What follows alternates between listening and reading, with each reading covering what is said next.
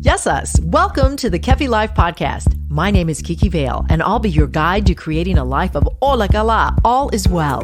Together, we'll get back to the basics, and we'll explore fresh new ways to flourish in mind, body, and soul the Greek way. You can look forward to interviews, stories, essential self-care strategies, recipes, and actionable takeaway Ola Kala moments. This is going to be so much fun. Let's get going. Πάμε!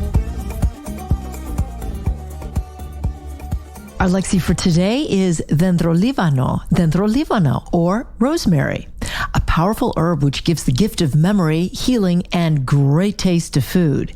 Dendrolívano should be in at least one of your garden pots this summer. Here are 3 ways to use this beautiful herb. 1, add it to a vegetarian dish, like the most popular one in the world, zucchini. Sauté the zucchini with extra virgin olive oil, onion, garlic, and a pinch of rosemary for a mouth-watering explosion. 2, blend it with other spices. Most compatible options include rosemary with curry, paprika, and or cumin. And 3, get creative when you attend a wedding by presenting the couple with a basket of Dendrolívano or rosemary to bring the couple good luck with a remembrance of the day's celebration.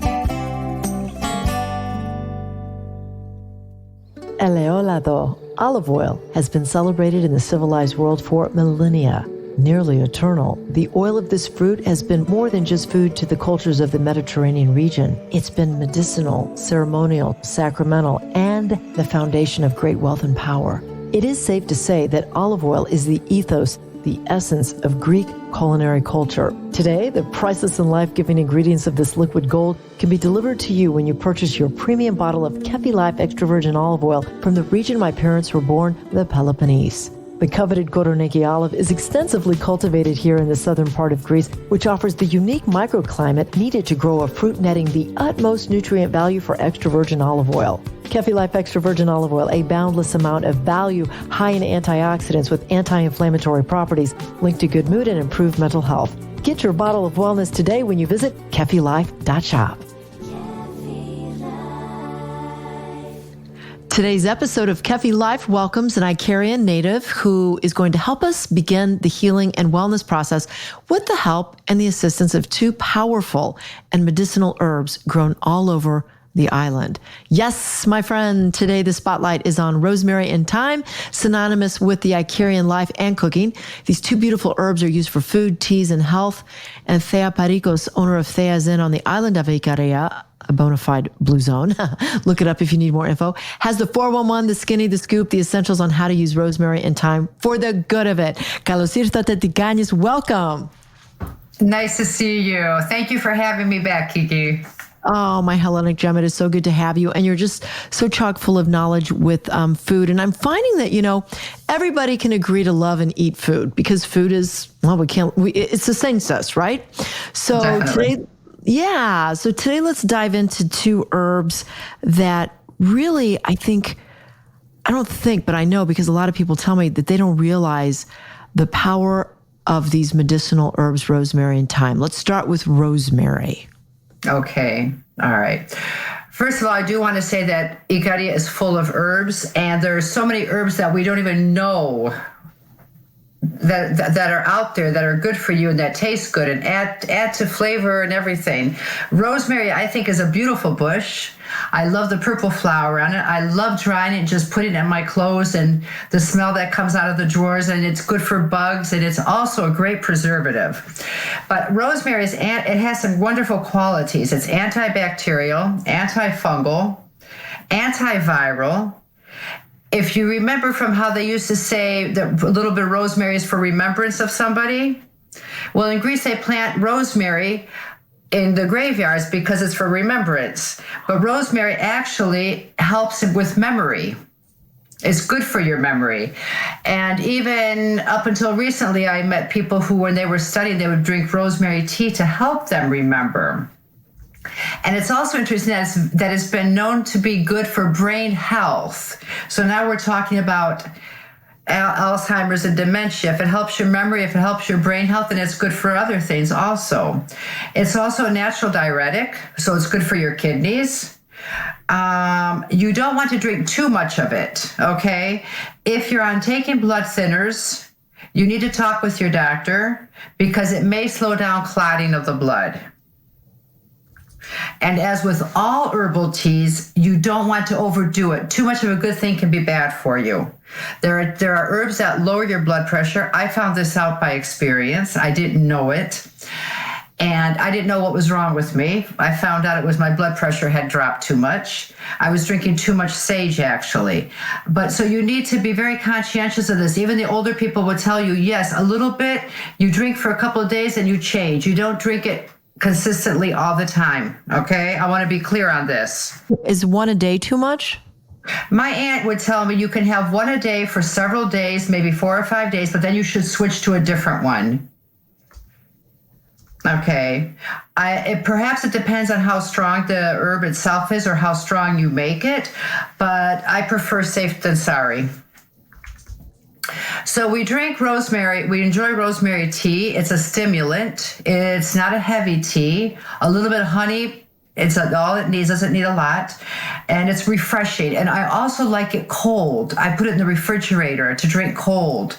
I find it very refreshing. Yes. So this summer would you use the fresh rosemary from your garden? Definitely. Yes. That's all I would use. Okay, so you take the fresh rosemary. Would you take a couple sprigs, or how much would you put in the hot or cold water? It depends on how much I'm making, but you don't boil it. You bring the water to a boil.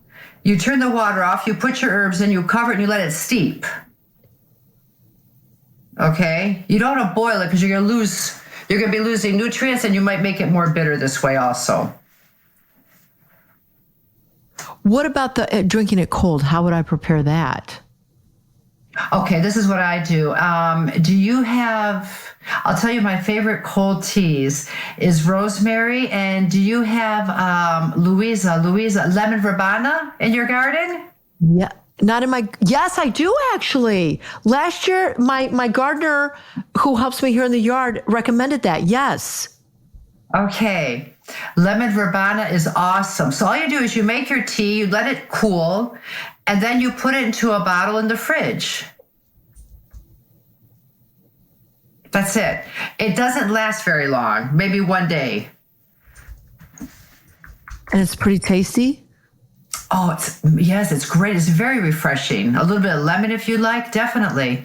Wow, that sounds really good and refreshing. Awesome. You know what else I use rosemary for? And I just feel refreshed when I do this. I will put it in the shower. I'll hang a sprig upside down and I'll put the steam on, and I will just have that rosemary with my sinuses, and also just to sort of like relax me, but also open everything up. I love rosemary in the shower. Kiki, that's a great idea. It's awesome. It's really awesome. That's the first time I heard it, and I love it. Yeah. Try it. Just take it and put it in the shower, like do a really hot shower. If you have a steam, great. If not, just get that water really hot and put that rosemary in there and start to sniff it and put it on the ledge or whatever. And it's very therapeutic.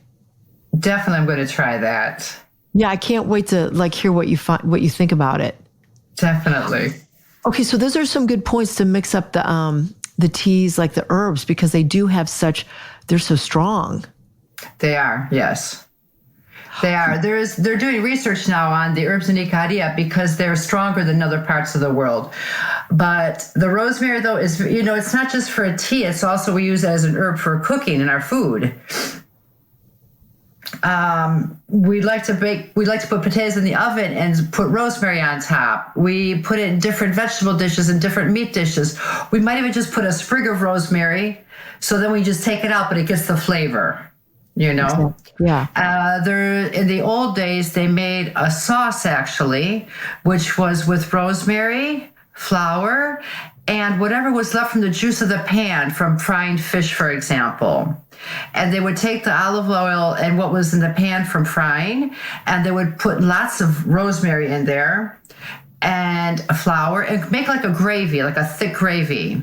Because there was no electricity, they had different ways of preserving food or saving it for eating the next day, right? So they would completely cover the fried fish with this, and it would last until the next day. They could eat it the next day, and it wouldn't go bad, the fish. Fascinating. And it probably tasted great. You know what? We did it one time. I didn't know this. This is years ago. And I was with my husband, we were at his aunt's house and she was frying fish. And her husband says, why don't you do this? And she says, okay. I said, what is this for? And that was the first time I'd ever had it. It was delicious. Oh, the things we learn with you. Oh my gosh, the things you learn from the older people. It was amazing. Well, that's so rosemary is the kind of plant that I think everybody has in their yard or somewhere around their yard. They're going to have rosemary. We have it in our yard every summer. We brought our plants in because we have them in pots. But in the summer, I have 3 pots that have rosemary. And I put it, and it's just so delightful. We'll just cut a sprig, sniff it, have a conversation, have our breakfast, our bruno. It's really special. I like to create like little scenes and environments, because there's just, these herbs are so deep. They're not just something you eat or drink or apply to your skin. I mean, they really have character. Rosemary has character. Yes. In my opinion. I use it on lamb at Basca. Like when we make our arni, I put it on top of my lamb. No, it's very good on lamb. Very good. Okay, so rosemary, fantastic. What about thyme? Okay, so we use thyme in, if we make like a cheese spread, we always have thyme in it. Kopanisti? Yes. You know this, like a spicy cheese spread, any kind of cheese spread, we're going to use thyme. Yeah. We use it in many, many meat dishes, many vegetable dishes. You can use it as stuffed vegetables. It just has a little bit of a different flavor than oregano.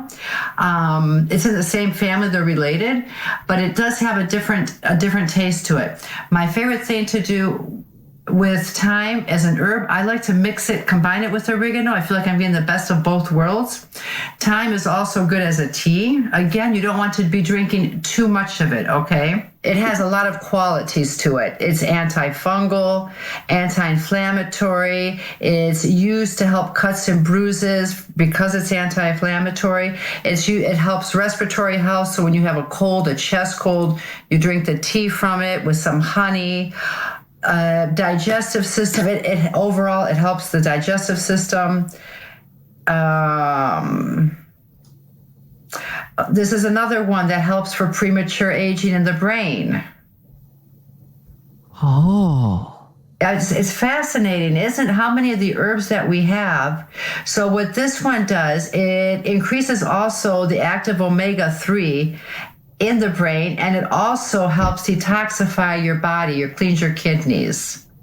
I have to get on a schedule, like a calendar. Okay, today it's really, the more I learn about these herbs, the more amazed I am at all the health benefits of something that you use because it tastes good. I'm so intrigued by this that I would love to it was something that I introduced to my husband for something that was going on as turmeric. And it really did help him quite a bit. And then oregano, of course, we use. But thyme is it's an herb that I'm really not that familiar with. And you're really piquing my curiosity. It's a beautiful plant. It's in appearance, it's similar to oregano, but when it's in season, it has these beautiful little purple flowers. It's really a lovely little bush. And the aroma, if you drive down the road where thyme is growing, you just want to stop and inhale. Oh. The aroma is amazing. Oh. And we have thyme honey in Ikaria. And when you open a jar of thyme honey, it's like having your face in a thyme bush. It's just, the aroma is overwhelming sometimes in a good way. There are 2 places that, 3, because Thea's is number 1. Thea's thank you.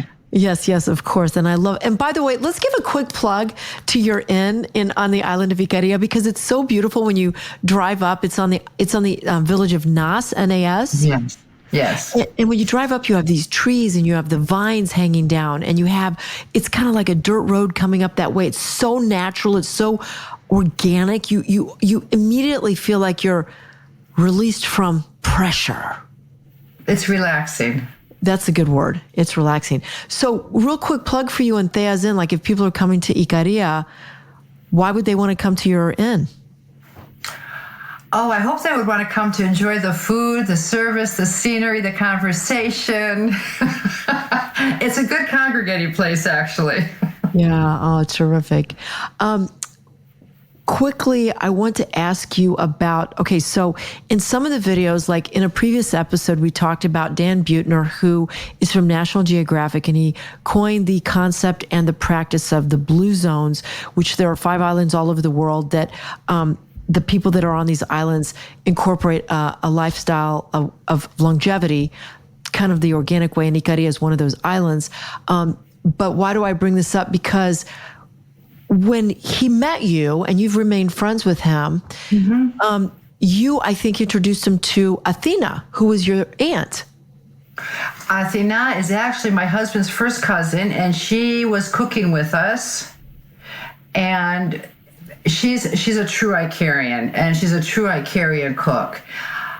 So it fitted together very nicely. And in the video, because there was a video, you were on Australian or some cooking show that was like equivalent to 60 Minutes. Right. And she was cooking, and the way she was using the knife and her natural, innate way of cooking and using the knife and using the essentials in the kitchen was just so profound. And I think we need to let go of our fear when we go into the kitchen and be like Athena. There's nothing to be afraid of. There is no right and wrong. I get nervous sometimes. You play with it. If you don't like the way it turns out today, try it again tomorrow. Hey, like I learned when I came there, there is no watch. Take your watch off. We don't. That's it. Food should be fun. Food should be fun. Okay, I love it. I love it. Okay, so if I'm planting a garden this summer, we've got a few minutes left, and I want to help people out here. If a follower or myself or anybody who's listening that's very intrigued by the power of herbs, we're planting a garden. Can we name, besides rosemary and thyme, what you would do if you had your garden? What would you plant just to like accentuate your kitchen and your health and well-being? I would plant definitely parsley, celery, dill or fennel. And if I could, I don't know if it will grow here, I would plant oregano and I would plant sage. I'm going to continue, okay? Yeah, please, because people can select. I did some of the, I would plant lemon verbena as a tea. I love it. I love lemon verbena as a tea. And rosemary. Oh, I'm sorry. We already spoke about that.